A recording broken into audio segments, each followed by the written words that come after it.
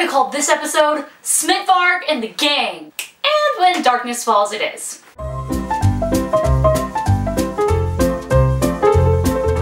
Hey guys, it's Morgan with the Rotoscopers. I'm back for episode 4 of Dragons Race to the Edge. I absolutely loved this episode. I thought the first 2 episodes were great. Episode 3 was okay, didn't really do that much for me, but I thought episode 4 was just so awesome. So let's do a quick recap. The Dragon Riders are still searching for an island to call home while they are off away from Berk. They haven't been able to find one yet because every island they go to is completely overtaken by dragons, and not the good kind of dragons. I just love this montage. We had one scene where they were walking on foot and they're being chased by boars and they're like, maybe we shouldn't have left our dragons behind. And then they go to another island and there's dragons, not this one, and then again they go back to the boar island, which was my favorite. I thought it was so funny. Fishleg's like, oops, sorry, forgot about this one. And eventually they find a great island that has everything that they've ever been dreaming of. It has everything they want. It's not that infested with dragons. So they go ahead and call that one home. So there, now we have to start creating our headquarters, and everybody, basically except for Hiccup, has ideas about what they want this to be. And of course Snotlout wants it to be shaped like an S for Snotlout. No other reason, no practical purpose, just it's gotta be an S. And then Fishlegs, he's so adorable. He just wants a very relaxing oasis, so he wants a hot tub and he wants a rock garden, very zen. Then we have Astrid, who just really wants a fortress that they are going to be able to protect themselves and defend the island if needed. That's all that she needs. And then we have Roughnut and Toughnut, who they just want a boar pit. Unfortunately, the Dragon Riders cannot decide on what they want the plans to look like. They decide, okay, well, everyone pitch their ideas and we'll vote on one. And that doesn't go over very well because everyone wants their own ideas to be incorporated. They sleep on it, and in the night, Toughnut decides to go wandering away. He finds this chicken, and then he sees this crazy dragon. And he goes back and he says, I saw a rat that was the size of a yak. No, it was a yak that was the size of a rat.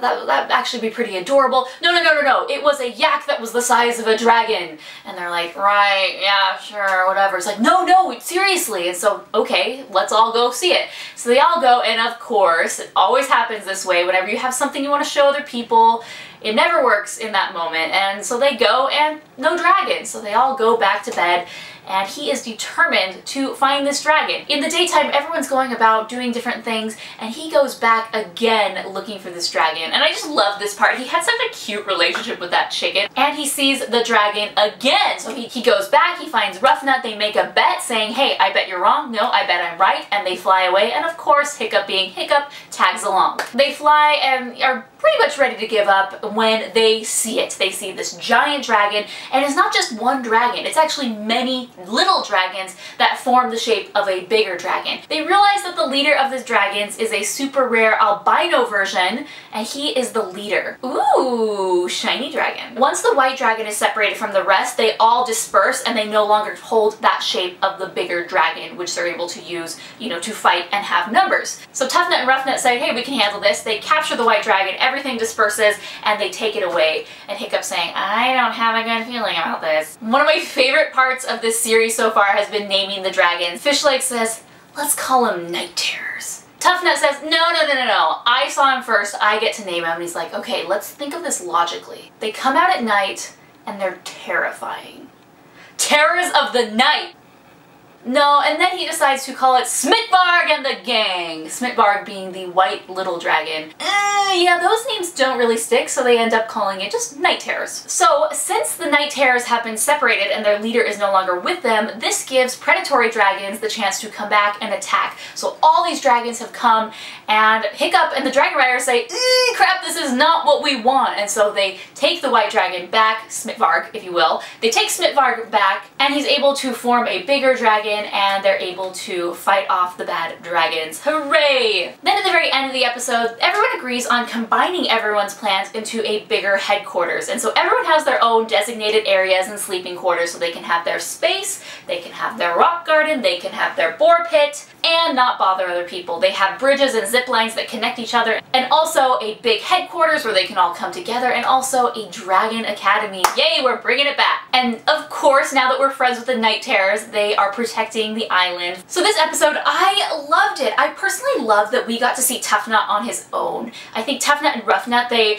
do really well together, and they play off each other, and they're hilarious. How could you not love them? However, seeing them individually really gave him a chance to grow and expand his character, get to know him a little bit more, so I liked that. I also liked, you know, yes, this was another Dragon of the Week, and we will be seeing lots of new dragons. That's the whole point of this new series.